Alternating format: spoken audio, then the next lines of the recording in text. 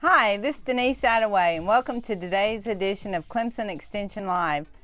As you can see, we are all decked out and ready for tailgating, and we have the experts here today to tell you how to keep your food safe during tailgating so that you don't get ill. I'm joined by four marvelous experts, and they're gonna tell you a little bit about what they do. Julie?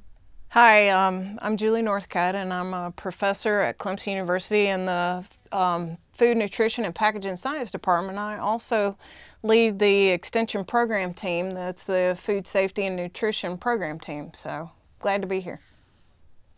And I'm Marie. She's my boss. I'm part of the Food Safety Nutrition team, and I am based out of Greenville, but I work in Anderson and Spartanburg counties. I'm Adair Hoover. I'm a food safety agent for Pickens and Oconee County. I also answer calls for the Home and Garden Information Center to residents of South Carolina who have food safety questions. And I'm a food safety agent. Great. And I'm Kimberly Baker. I'm the State Consumer Food Safety Program Coordinator for Extension. And Kimberly, you just had a baby? I did, yep, 3 months ago. Congratulations. Thank you. And I guess our first question is, what should people do? What is the first thing they should remember when they're planning a tailgate to keep their food safe? Well, so the thing about anytime you're doing any kind of outdoor, even if it's like a picnic, tailgating, whatever it might be, is keeping food out of the temperature danger zone, which is anywhere between like 40 and 140 degrees Fahrenheit. But if you think about outside, and especially this time of year, it's a lot hotter, but really room temperature up until like your 90s is prime time for bacteria growth. So when we're talking about that danger zone, we mean a time, or the temperature in which bacteria multiply and grow and they actually have a tailgating party with your tailgating food if you leave it out too long. So the thought process should be to make sure you keep food cool. So when you're packing your cooler, you want to make sure you have plenty of ice. And you want to also make sure that you pack things in separate coolers. So when you have foods that, like ground beef, because a lot of times hamburgers are the thing if it's tailgating, but when you have ground beef, if it's raw, you want to make sure you put those in separate coolers away from your ready-to-eat food. So if you're making pasta salad at home, you want to make that pasta salad, you want to make sure you store that away from things like your raw meats so that it doesn't drip and possibly contaminate it. And also making sure when you transport it, we have, these are little thermometers that are often used in your refrigerator or your freezer. You can hang it. I actually had to use one of these recently because my refrigerator wasn't cooling properly. But you can leave these in your cooler to make sure it's at 40 degrees, and that is the temperature that cool food should be held. So the idea really before you even start tailgating is to make sure that you're keeping things at the right temperature before you even get to the tailgating site. And then once you get there, cooking it and making sure that you're not leaving it out for too long. So what we say is you have 2 hours to eat your food that you prepare, or if you bring food, like if you stop and get chicken from a grocery store, you want to make sure you're eating that within a 2-hour allotment. Unless it's like today, where it's going to be in the 90s, you got like an hour that you're supposed to leave things out, and then you got to cool it down. So keeping it out of the temperature danger zone is really the main. Where can they get these thermometers? Well, you can get those at restaurant supply stores is one way. I think you can get them at, like, I imagine you can get them at any kind of Well, we have a supermarket. appliance thermometer that you can get at a grocery store. And So a lot of, you can get those at grocery stores. and a lot of grocery stores, Walmarts and Targets, oftentimes will have a refrigerator thermometer. It may not look exactly like that one, but it'll be close. And they're probably they're not very expensive. No, they're like $10 or less, depending on the variety. Yeah. Okay, so how should people handle food safely when they're outdoors? If they have chicken, raw chicken or meat, what should they do? Well, especially with your raw meats, you want to, again, make sure it stays in the right temperature, either keep it really cold or keep it hot. Also, really concentrating on preventing cross-contamination, so making sure that that raw meat is separate from other foods at all times. So when you pack your cooler, having it in, you can have it in a container, like a Tupperware container. You might even want to wrap it with some Ziploc bags to just make sure it doesn't leak out. Put it in its own separate cooler so it's not mixed with drinks or ready-to-eat food so that it, it can't contaminate, can't cross-contaminate that way. Definitely making sure that you have your hands are clean when you're handling it, that you're using utensils if that's possible to handle it. Cooking it to the correct internal temperature is important. So that's probably the most important part, or the most opportunity for things to go bad would be with that raw meat. How can you make sure that it's at the right temperature? Well, we have thermometers. There's one right there that it's really important to know what the correct minimum internal temperature is for the foods that you're cooking, whether it's different for ground beef or chicken, for different products. So you want to know what that minimum internal temperature is, and then you use that thermometer when you're cooking it, to make sure that it reaches that temperature. Which for poultry, like your chicken, is 165. And then for ground meats, which is your hamburgers or whatever kind of ground, whatever you're making your hamburgers out of, usually made out of ground meat, that is 160. And then if you have steaks and any kind of like chops or steaks, it's 145. Okay, I think we have an image that shows the temperature that you should cook meat at. What about marinated meat? Can you use marinated meat at a tailgate? How do you handle that? Yes, you can. I'd say the same way you would handle any raw meat. The same way, if you marinate it, it still needs to stay cold. It still needs to stay wrapped up tightly so it doesn't cross-contaminate. So really the same rules would apply with that. The only thing different with marinated meats is you want to be careful with the marinade itself. Don't use that marinade as a sauce. If you have a chance to, it's got to be boiled, and most of the times you're not going to have the equipment to do that at a tailgate. So really make sure that you keep that marinade separate and then be able to dispose of it properly, and don't try to keep basting it on that finished product. So if you have that steak and you've got it marinated and then you pull it off, or the chicken, don't try to finish it off one more time. It's best, if you really want to use some of that marinade for a sauce at the end, is to save how much you think you need before that meat ever even gets into it, and keep it separate so it doesn't leak out, and then have that reserved specifically so it's not contaminated. Okay, and then make sure that you keep the meat at a certain temperature the whole time you're cooking. Is this the whole time you're... Well, that's the doneness of it. So at the end of the cooking, it should register 160 if it's a ground product, and 165 if it's chicken. But yeah, that should be the finished product. And some people, I guess, have asked like whether you could partially cook stuff and then partially cook at home and then take it to your tailgate, and that's not advisable either, because if you partially cook it, you're leaving it susceptible to bacteria growth. By the time you get to your tailgate and reheat it up, who knows how long that product has been in a temperature danger zone. So there's a potential for. So if you have your product as raw before you go to the tailgate, you want to cook it fully at your tailgate. Okay, and we had those temperatures up on the screen. People can refer to that if they're, that's what the USDA recommends. Yep. We have that at the Home and Garden Information Center too. Anytime people have questions about those types of questions, they can call in. It's toll free, and talk to a food safety agent. Oh, that is perfect. And send them, we have a tailgate fact sheet. We can send them a copy of that if they want to get some food safety tips from there as well. Okay, great. And we will post, we will add that to the post after this that'd be great. Over. That is great information. We talked about cross-contamination earlier, and you talked a little bit of how you can avoid it. Can you go into detail a little more? Sure. Some of the ways that you can avoid cross-contamination would be, Marie has some cutting boards of different colors. So you kind of designate a color for the type of food, whether like the green one might be for your lettuces and any produce that you're chopping up that you don't want to cross-contaminate with your meat. You might use the orange for your meat products, and just keep those separate and know what they're each for. So that's a really good way to prevent cross-contamination in that part. Also, and I see this happen a good bit, after you grill something, make sure you put it on a different plate or a different container. That's one of the things I probably see more often. Or even if you had something on a plate, covered it with tin foil or something, and then don't use that same tin foil to cover it after. I see that happen a lot. That's good. Always keep the meat separate from the ready-to-eat foods, just in every step of the way. Okay, and what about utensils? Should you use the same utensil to chop a chicken that you chop vegetables with? I mean, you know. Only if you want to get sick. That's right. I guess if it was cooked chicken, that'd be one thing. But yeah, raw chicken, you would want to have different, separate utensils for dealing with any kind of raw meat.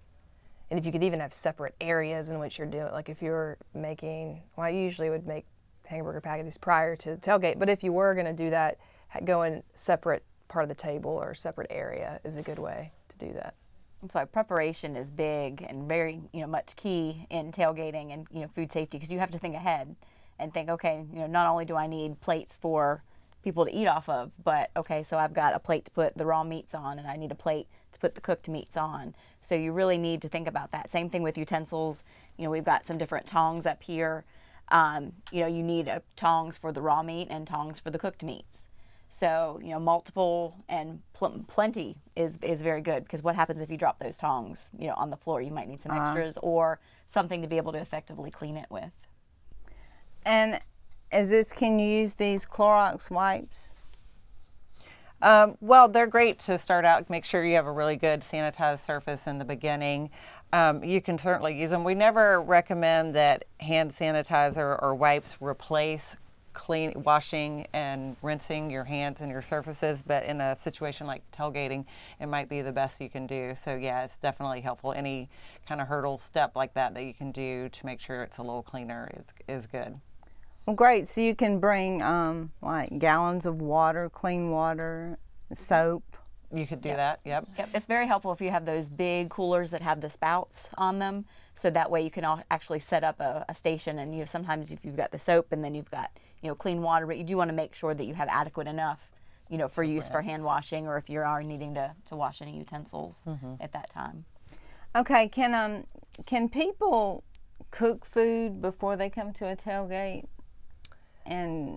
or pre-cook and maybe finish cooking it? If you're talking about meats, I mean, it's different if you're making cold salad, or you're making certain ready-to-eat foods and then taking it to your tailgate. But as far as like meats are concerned, you wouldn't want to partially cook those things. You want to make sure that they're going from a raw state to a cooked state at your tailgate, rather than carrying over, because you're leaving it. If you cook it some and then you let it sit there and cool for a little bit, it's gonna, partially cooking anything is probably not the best idea, especially in a tailgating scenario when it might be an hour or two before you get to your tailgate to finish cooking it. And so, no, I don't really recommend it.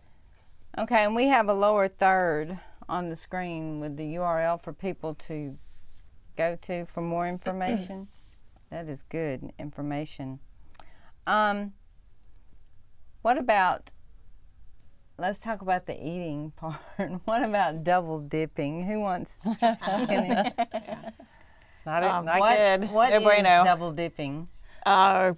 Taking a chip and putting it in a sauce and then biting it and then going back again, which your bacteria, you've got a lot of bacteria in your mouth, and you can transfer that bacteria back to the dipping sauce. And my colleague Paul Dawson did some projects on that, looking at different types of whether it was a salsa versus a cheese dip versus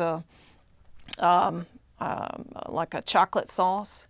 And in all cases there was transfer back. It was a little bit worse with higher bacterial numbers when he looked at a sauce like a cheese or a chocolate sauce. And anytime it's just a bad idea, you always have that individual that wants to do that double dipping, but if you can provide them with their own separate little container and they can just double dip until their heart is content, that's a much better scenario. Give them their own dipping solution and let them go to town. But the communal will definitely transfer bacteria. So that's the bad. Same as drinking. It is. After each other. It is. And Dr. Dawson and I worked on a project very similar to that, with popcorn and putting your hand in communal Yeah. bowls of popcorn, and we do that same thing with potato chips and all of that at tailgating. And the same thing with the double dipping is there was transfer of bacteria from the hands to the popcorn in this case, and then you're putting that into your mouth, and that was bacteria that came from someone else's hand. So be very careful with that. And again, it goes with that preparation is, okay, so I'm going to have this bag of chips I'm going to put in a bowl, so let's have some kind of a scoop or spoon to be able to make sure that people are using that to transfer it to their bowl. Same thing, that salsa, so let's have, a container for everybody to have their own little bowl of salsa. And if you can't do that, I mean, you can buy those small bags of chips and everybody can have their own. That's really, Exactly. especially I kind of recommend it when you have a lot of children, just because, they're out playing and enjoying the time, and they may, go to the bathroom and not wash their hands, which is a common problem among a lot of individuals, not just kids, but then you don't want that person to stick their hands in the bag of chips.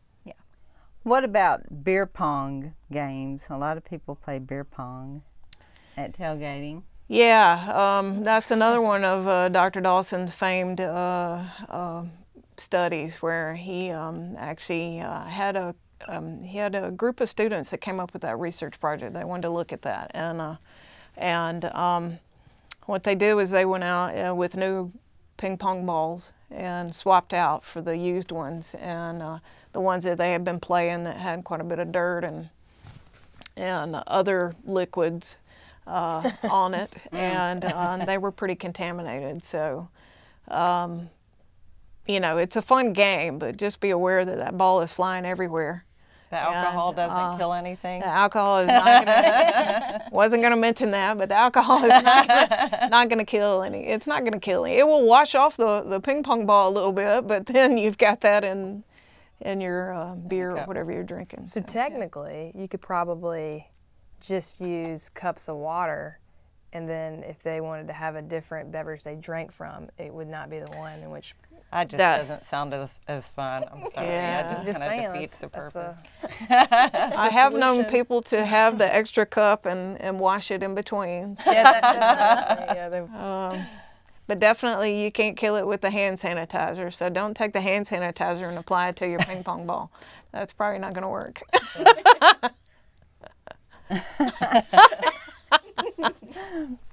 The 5-second rule. What if I drop something at a tailgate? Can I pick it up and eat it? If it's not, it won't be on the ground long, I'm sure. Oh, you mean blow it off and then no? That would work. No, that's not going to work. Yeah, there is no 5-second rule. There's no 3-second rule either. That's right. You just drop catch it, it it's in the dirty. That's, yeah, even better. Yeah. Could have cat-like reflexes and catch it before it hits the ground. But no, once it hits the ground, it's dirty. It's done. Yeah. Well, that's what we have a tailgating scene on the screen right now with Oh, that's good.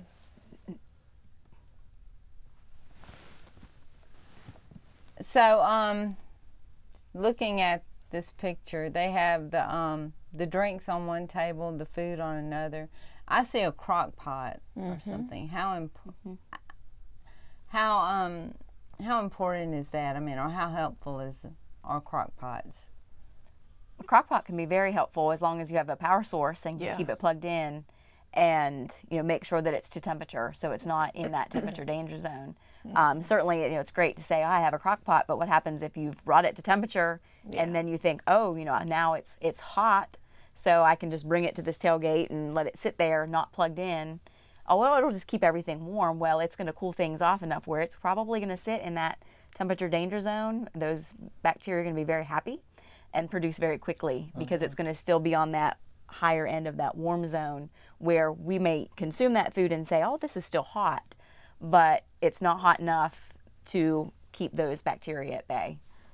So after the game, the food, is it still good if it's in the crock pot after the game? Can you celebrate? On that history of that crock pot, and has it been in that temperature danger zone at all. So, if it's been plugged in and kept at zone, and have one of these thermometers and check it every couple hours and make sure it's above 140 degrees, then sure, that's fine. But if you have it unplugged, or if any time it's dropped below that 140 degrees, then that food is not safe. And when you're at a tailgate, you don't have a chance to take that, say if it's chili, and bring it back to a boil, to bring it back to a zone where it can kill those bacteria at 165 degrees and then put it back to warming. Because in these cases, a crock pot is just for keeping foods at temperatures. It's not really bringing it back up to 165 degrees for killing any pathogens at that time. So you can, the layout, we saw the picture a while ago. It had vegetable platters, I believe, and fruit platters and all that. How long can vegetables stay out if they're not, raw vegetables? We say 2 hours for everything, unless the temperature is above 90, and then you have an hour. So 2 hours is the mark. You need to get it out of that, you need to get into a cool environment below 40 degrees after 2 hours. So would it be a good idea to package your food in individual bags beforehand and leave them in the cooler and take just out parts as much as you think you're going to use? Definitely, yes. Exactly. Yep. And the other thing to think of is, that 2 hour mark is not just 2 hours all at once. It can be an hour here, an hour there. So if you think about it, say, okay, we're going to get to the tailgate, and so we have an hour that we're going to bring these foods out of, the cool or the hot environment that it's being stored in. We'll go ahead and eat those, and then get them back into a safe environment again. And then, after the game, we're going to come back and eat again. So now we have another hour. So it doesn't have to be that 2 hour mark all at once. It's comparable, together. You also have some of those trays, and maybe you've seen these, I don't know, that have where you can put a ice pack underneath them, or you can put, ice under them and put the, your fruits or vegetables just in the tray on top of that ice pack. Exactly, or doubled bowls, nesting bowls. You can do that, and just but keep a watch on those things too, because we think, oh, we've got ice under it, and then it's out of sight, out of mind. Right. And so, in a 90-degree day, some of those may melt very quickly. So they're short term, unless we can continue to refresh them as needed. Okay, and if anyone has any questions, please post them on Facebook and we'll answer them for you. Are plastic utensils, is that good to use? Paper plates, plastic utensils, things you can throw away. Yeah. Would those be better than? Are you talking in terms of food safety? Yeah. Or just, for not spreading bacteria, or not, you don't want to set a plate down that you have food on and then come back and refill it or something, because stuff will be growing on there. That's very true, very true. Yeah, especially think about, go to a buffet at a restaurant, they always say signs, don't come back with that same plate. It's that same concept. So if you've had that plate from, the morning, and then all of a sudden you're coming back with that same plate that had a hamburger on it, yeah, there's certainly a chance that things could be growing on it. So, again, prepare and have a lot of extra plates so that people don't feel the necessity to hold on to that plate all day long, that they have that chance to throw that away. And that can be the similar concept with some of your disposable cooking utensils. If you have extra of the, the tongs and such, that, you don't feel so bad, like, if your non-disposable, dropped and you're like, oh, I really need to, conserve it. Whereas if you got extra of the disposable, you're like, oh, let me just toss this one, or, put it aside and grab another one. So, certainly some people can, think about it that way from having some of the plastic disposable varieties with them.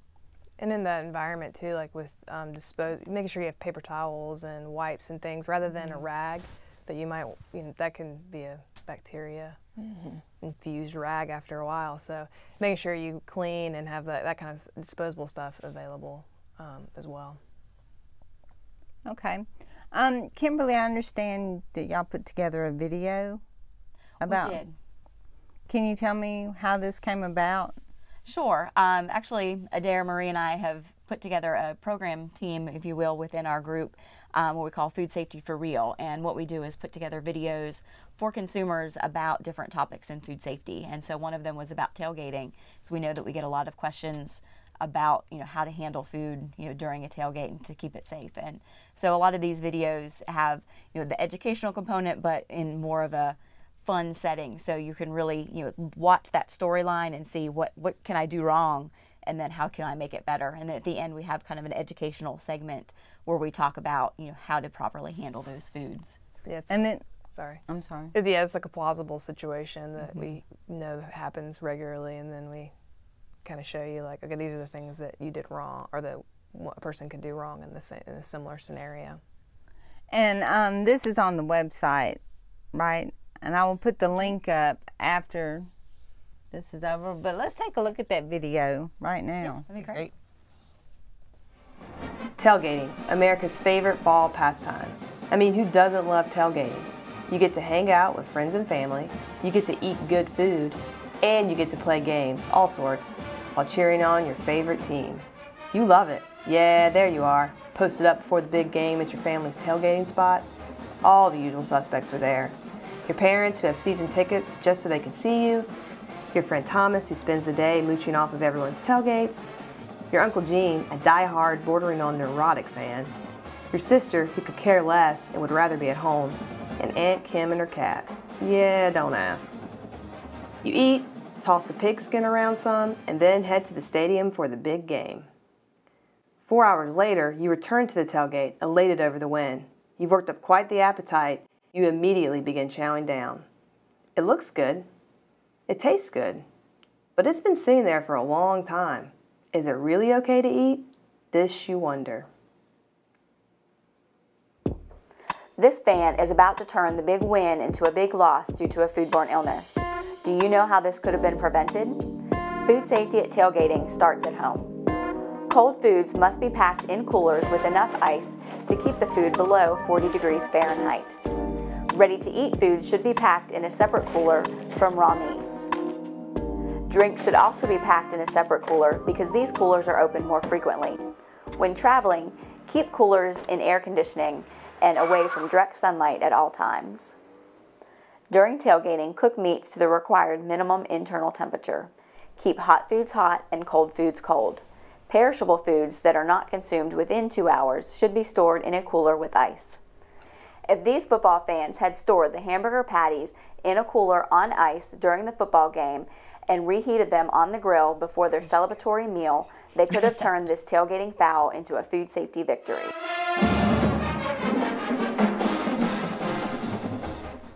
She's still purring.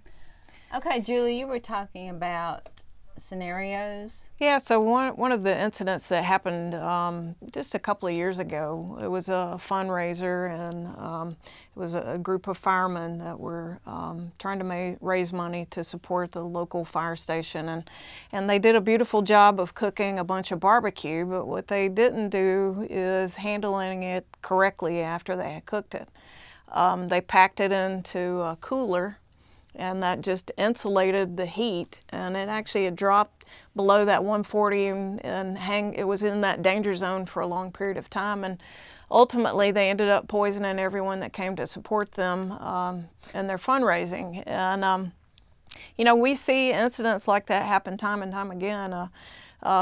Several years ago, there was a incident that happened on campus with one of the clubs that was trying to raise money, and they did something similar to that, where they had a large, I think it was chicken and barbecue that they were cooking, and when they went to cool it after cooking it, they didn't cool it fast enough, and they maintained a really warm temperature during the middle of the meat, and so they had piles of barbecue and piles of chicken, and it stayed at that, you know, right in that danger zone, right around about 130 for a long period of time. So when the people came and ate it, I forget. Piles of bacteria. Yeah.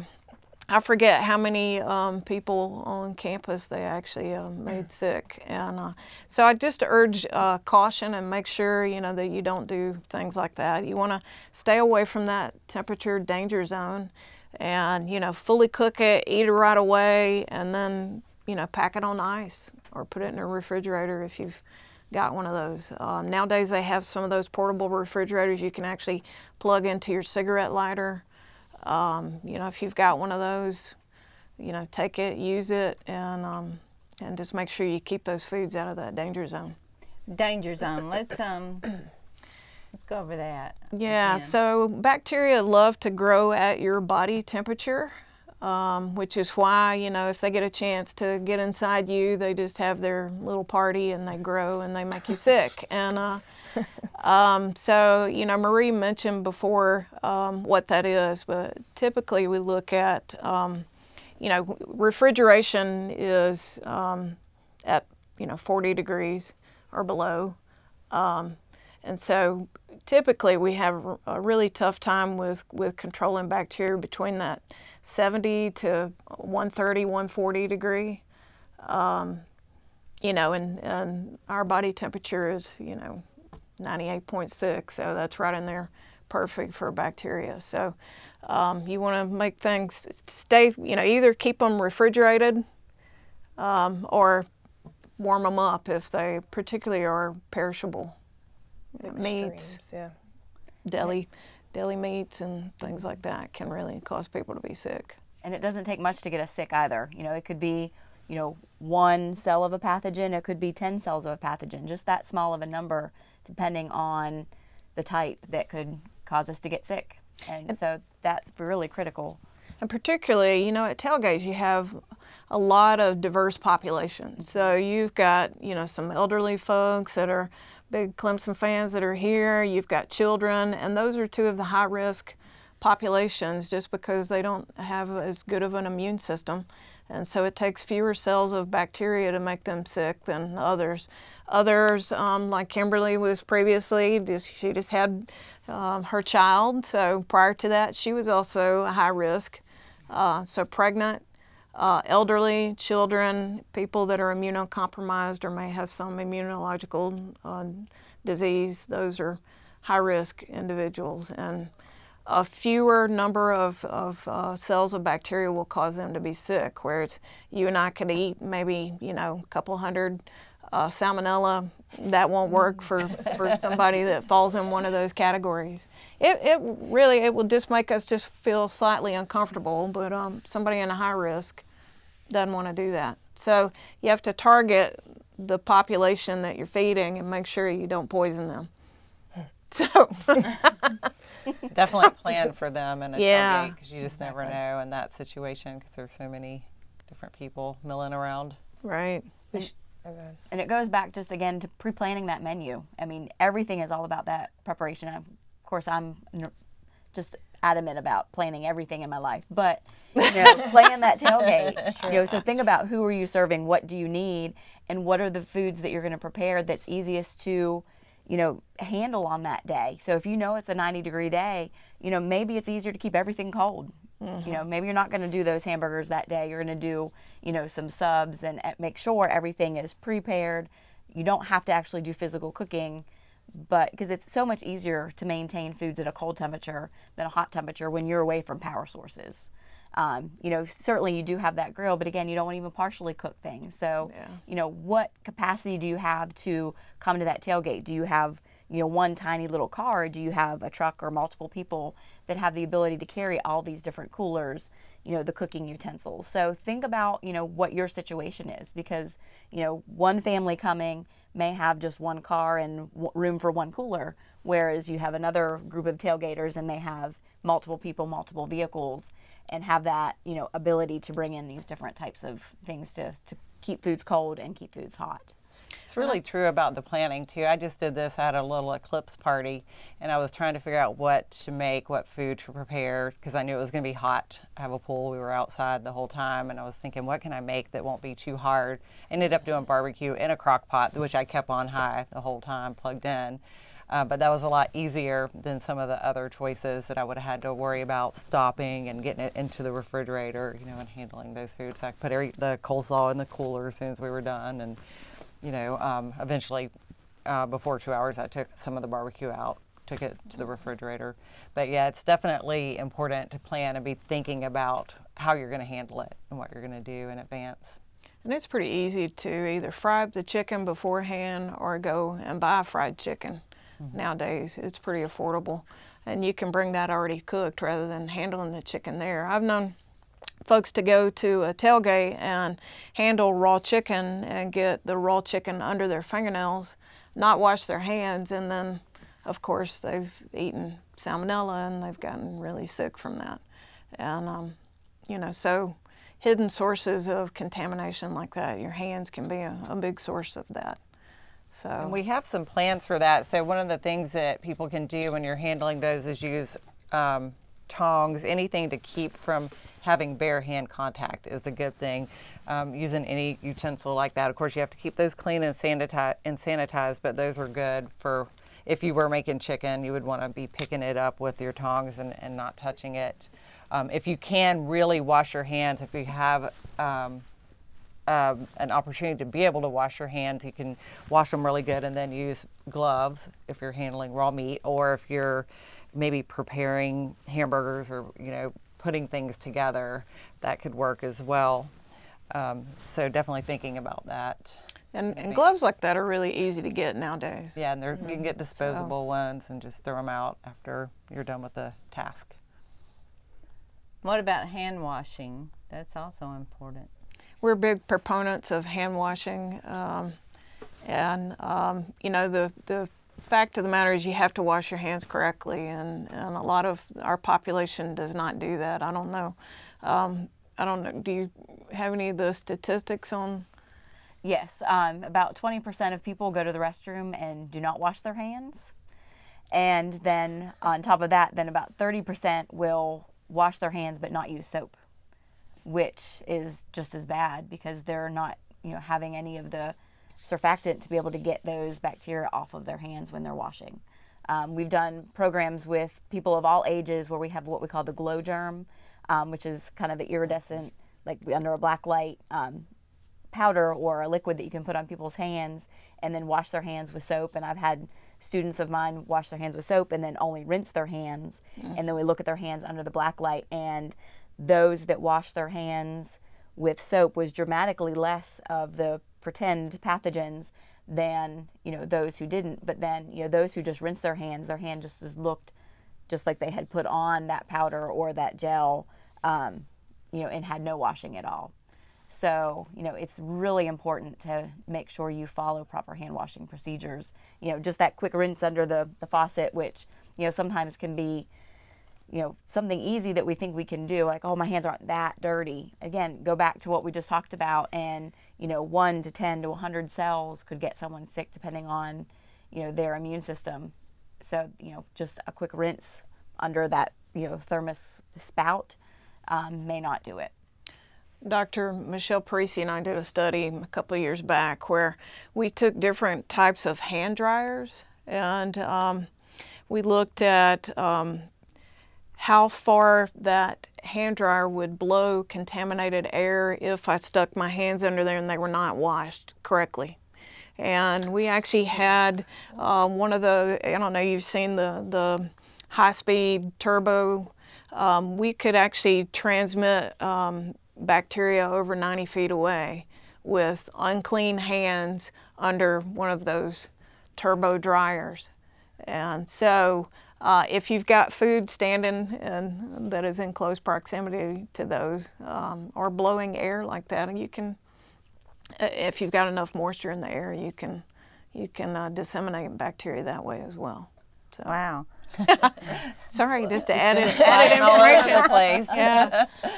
So it is important to make sure that you wash your hands correctly with, you know, rinsing them, applying soap, you know, 20 minutes. Usually to tell people to sing a certain song, which I'm not sure if I can name that song, but sing it through twice. And, you know, so or I said 20 minutes, but you want 20 seconds. Sorry, that would be great clean. Yeah, 20 seconds. You know, and it's also important to get the back part. You've got a lot of crevices, and particularly as you get older like me, you have a lot of crevices on the back side of your hand. You want to make sure you get those as well. And so at a tailgate, you would use paper towels to dry. Yes. Yep. Yes. Paper towels, and anything that is disposable, single use is good. And they've also found that when you dry your hands and you have something that's abrasive like a paper towel, that is also going to take off some of the pathogens that may be remaining after washing your hands. So, when you use a dryer, you don't have that, effect, scrubbing effect. So you have that with a paper towel. So what is the difference in using a paper towel? I mean, what are the benefits of using a paper towel as opposed to a cloth towel? With the cloth, that's something that, some people may not wash enough. As we wash our hands, whether we do it well or not, there's still the chance that there's going to be some bacteria left on our hands. Again, only 1 to 2 cells, and it gets on there, then we're letting it sit in that warm, moist environment, and it's going to start to grow because it's in that temperature danger zone. So even though bacteria may not be on a food product, then they're still going to grow. I tell this story in all of my Serve Safe classes, so I tell it here. I was in culinary school, poor college student who didn't have their own washer or dryer. So at the end of every lab day, I'd come home and take off my clothes, and I had an apron that was dirty from cooking that day and was moist. And so I didn't think about it at that point. And so I would just ball up that apron until I would go to wash it. Well, also being in Charleston, hot, humid, moist, dirty environment, this was just an apron. And went to do laundry, unrolled it, and it was full of mold and who knows what else. It was an entire science experiment.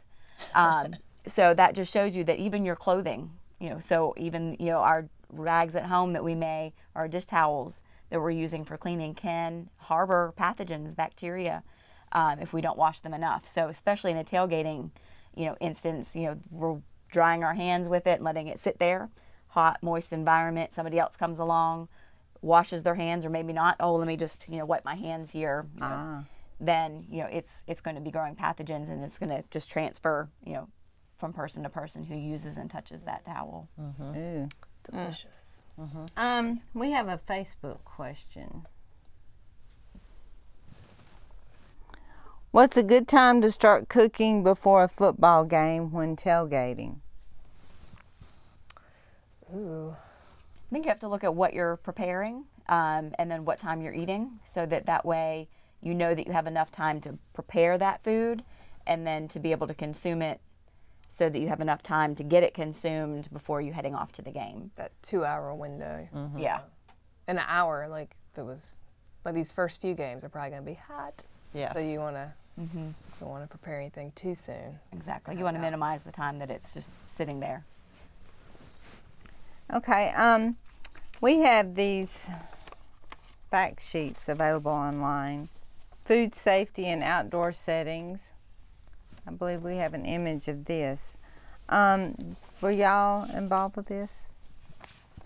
A dare. It talks about unclean work surfaces and utensils. You a dare. Oh, yes, I guess I wrote that or reviewed it, one or the other. Yeah, we do those for the Home and Garden Information Center. We have a lot of different fact sheets that people can read online or download and print themselves. But that's one that just kind of goes through all of these things we've been talking about today, all of the considerations that you need to make and the planning you need to do when you're tailgating to keep your food safe. Do they have that website, the HGIC website? Have we shared that with them? Yeah, we have a lower third on that, and I can also post that after this is over. I can post the link in the, it's up now, the lower third. We also have one that's for, we have another couple that are kind of related to this same topic that would be good to take a look at in preparation. And I will put those up. That's good. I like this first bullet. Try to plan just the right amount of foods to take. So you don't worry want about storage. You don't, right afterward. Mm-hmm. But you want to bring just enough to eat, not enough for leftovers. Right. Yeah. Right. Ideally. This is definitely a time you're not wanting. If you can avoid that, be better. Yeah, because when we teach these Serve Safe classes, which are food safety for restaurant managers, we talk about foods that you hold without temperature control, which would be this scenario basically when you're not controlling the temperature, you don't have heating elements, or in some cases you might have heating elements or cooling elements. But at the end of that time period, you should serve, sell, or throw it away in these are restaurant manager settings, but the same idea for tailgating. You should serve it or throw it away by the end of that tailgating session. You don't necessarily want to keep tailgating leftovers.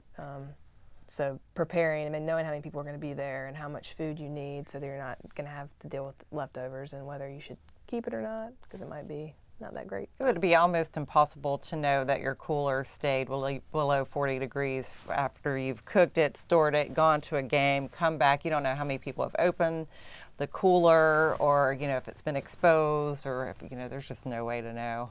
I think it'd be... And that's, I don't know if we talked about that, but keeping I guess we made talking about keeping drinks in a separate cooler, because it's being open and closed a lot. Right. So they definitely should be separate from anything you're trying to keep cold for safety rather than quality. Right. And be prepared to be able to label those coolers, so that way you don't have that person, keep coming up, well, let me open this one that you want to be kept closed as much as possible. So have, some masking tape or something to label, the cooler, the beverages here. Do not open. Yeah, exactly.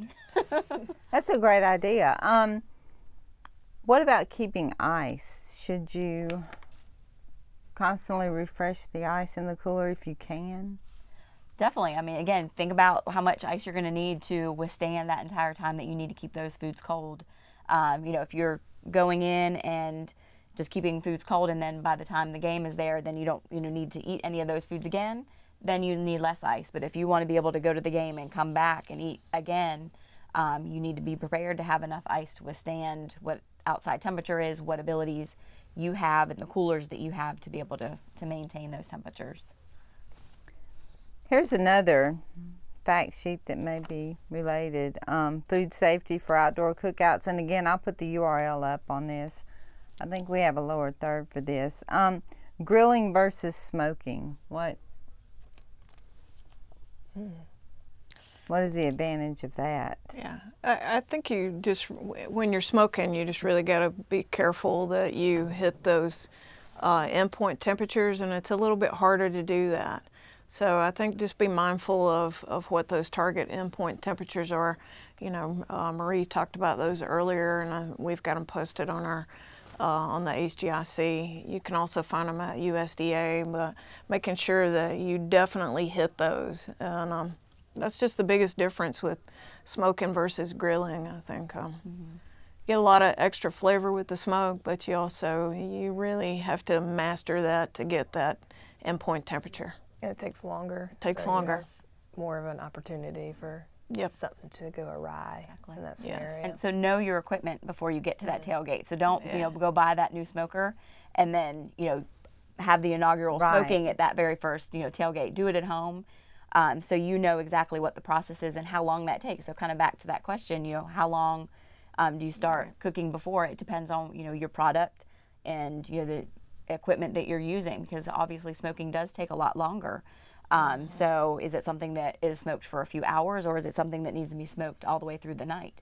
And if that's the case, if you're smoking something during the night and then having to stop that process to then get it to the tailgate, what are you doing with that meat or that product in between in that transportation? You don't want it in that temperature danger zone. So again, prepare. Is that what they're referring to when it says pre-cooking meat? Yeah, like frying that, frying that chicken before you. Yeah, partial cooking is exactly. the If you can completely cook it, at home and then either reheat it or eat it cold. Yeah. At that tailgate. Yeah. And we say for reheating, I don't know if we talked about that temperature, but reheating, I think you mentioned it, Kimberly mentioned before, is 165. So no matter what your initial temperature you're cooking it, when you're having to reheat something, you want to hit 165. And you would use the thermometer. Yeah. Where do you put the... That's what I was just about to say. You need to make sure that you're in the thickest part of the meat. You also need to make sure that you don't, a lot of times we'll see people that'll just poke the thermometer all the way through and it ends up like on the heating element and they're like, oh wow, look at that temperature, this is really done. No. So make sure you don't do that. So ideally you want to put this in the thickest part. You want to have this part in the middle of that thickest part. And I don't know, you have... Yeah, these types of thermometers, what we call bimetallic stem thermometers, the sensing area is usually about half of that probe. We have some types, if it's a thermocouple, where the sensoring unit is at the bottom. Others are towards the top. So you really need to read your manufacturer's instructions to know how to use that thermometer.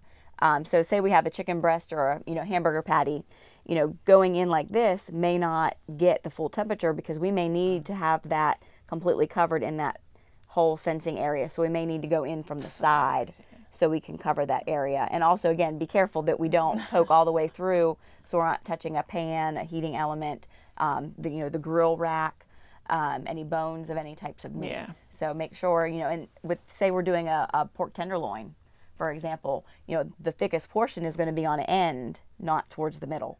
So, look at your piece of meat and find out where that center portion is in the biggest section. And a lot of times they'll have a dimple on the stem where you can see. I don't think this one actually is towards the bottom. Oh So yeah, it's like a really short one, but a lot of times they're right in here. You just look for that dimple on the stem, and you know that that entire part has to be in your meat. The other thing with thermometers is making sure they're calibrated. So people need to make sure that they're reading correctly and calibrating them so that you kind of have for sure it's working. Calibrate. How do you calibrate a thermometer? So different thermometers have different calibration methods, but these really simple ones like this, what you would want to do is you would want to make an ice slurry. So you take a bowl and you put a lot of sort of kind of crushed ice, and you fill it just to the top of that ice with water and kind of stir it up so you get a really cold 32-degree ice slurry. And you put your thermometer in and you make sure that it reads 32 degrees Fahrenheit. Or you can do it with boiling water. You could put it into boiling water and make sure it's 212 degrees. So that's how you would, and then like a lot of times these will have you can calibrate it on the end. If it's not at 32, you'll have a little bolt down there where you can twist it. But you would want to look at your thermometer and see what your manufacturer says for that type of thermometer. But that's really important. It gives you good peace of mind. I know before I've had thermometers at my house, they're like kind of thrown in a drawer, and I'm fishing them out, and I'm like, gosh, I hope this still works. If you're doing the boiling water, you want to make sure again, you don't touch it to like the metal part of the pan. Yeah. And if you're like towards Charleston, below sea level, that can change, your boiling point too. So do make sure you factor that in if you're at a different elevation. And you can be usually plus or minus 2 degrees Fahrenheit and feel okay about it. So it could, it could register between 30 and 34, and you're not in bad territory with that. And most of the time when you buy these, they'll already be calibrated. You shouldn't have to worry about it. You can look at it and be like, okay, this is probably the temperature of this room, whatever. That's what I do a lot too. But if you've had it for a while, it's been in a drawer, and you're like, oh, I don't know if this is right, that's when you would want to check the calibration of it. So always know your equipment before you go out. Yeah. Definitely. And you want to make it as easy on yourself as possible because you want to have fun at the tailgate, So anything that you can do ahead of time is always better because, again, the focus is to have fun. And you're not going to have fun if you're sort of stressing over whether things are safe. I know I've had that, that thought before, like you're cooking it and you're like, oh my gosh, I don't have a thermometer. I sure hope it's safe. And that's no fun. So if you're prepared, you can just not worry about it. Is it safe to cut meat in the middle to see if it's cooked in the middle? You know what I'm saying? Well, if it's not, then your knife and whatever it's on is probably, you don't want to use that again. Well, I guess if you're sitting on a grill, I don't know. Well, the only sure way to know is using the thermometer. I mean, I can say that probably every one of us has always, cut a piece of meat and, looked at it. And you can sometimes get a good idea, but is it the 100% true way of knowing that, it's safe? No, using that thermometer is the safest way. And yeah, be careful. I mean, you may cut in, maybe it's a steak, and so do you want it, well, medium well? So you want to see if there's a little bit of pink center in there. Be careful, cutting that piece of meat, and then you have that knife, and maybe it's not to that point yet. It is going to be contaminated. So don't have that knife sitting around and then going back and later on cutting up that steak and causing contamination. Did we talk about cooking times? Is there, can we maybe talk about that a little bit more? How long should meat stay on the grill? Well, that would depend on the cut of it, and how thick it is. The size. And And the grill that you have, they're going Right. to have different heat. So that's why, you know, it's the target endpoint temperature is really more important. So, And that's kind of when you involve quality versus safety. You know, because we're going to have that hamburger and we're going to cook it to 160 degrees. Sure, we can go over 160 degrees, but then we're going to probably have something that's not very good in quality. And even though we have good quality or bad quality, it can still be unsafe. So we can cook it up to 180 degrees and say, well, this is good and this is safe. Well, you still have to follow proper food safety and, you know, eating it within 2 hours, keeping it, you know, hot, or, you know, getting it cold. Are you scared to tailgate now? No, I'm not. Good. I'm ready. So is there anything else that y'all wanted to say? I think When we've really covered tailgating food safety. and we will post links to all of this information on Facebook. You know, I'll post links to the fact sheets. Yeah, I've done a lot of work on this. well, you know that when in doubt, throw it out. Yeah, You know, that's a good one. if there's any question, it's just not worth it.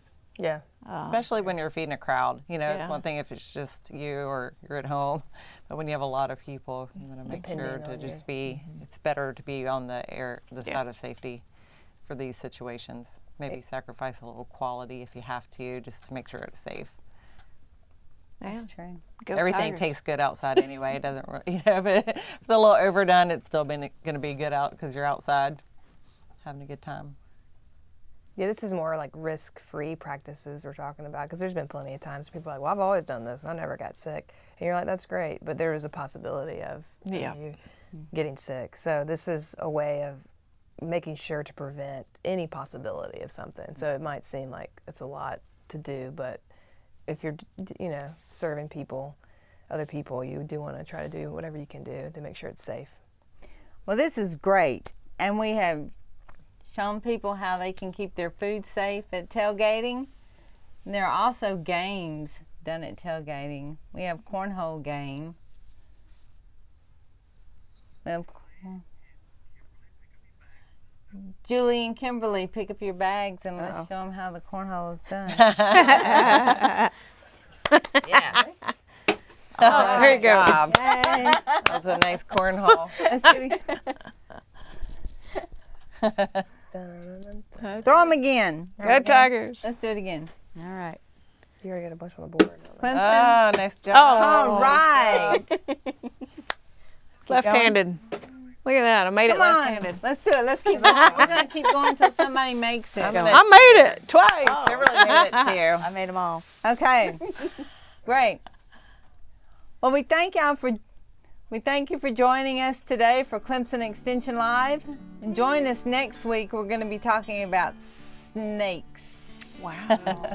Go Clemson. Go Clemson. Go Tigers. Woo, go Tigers.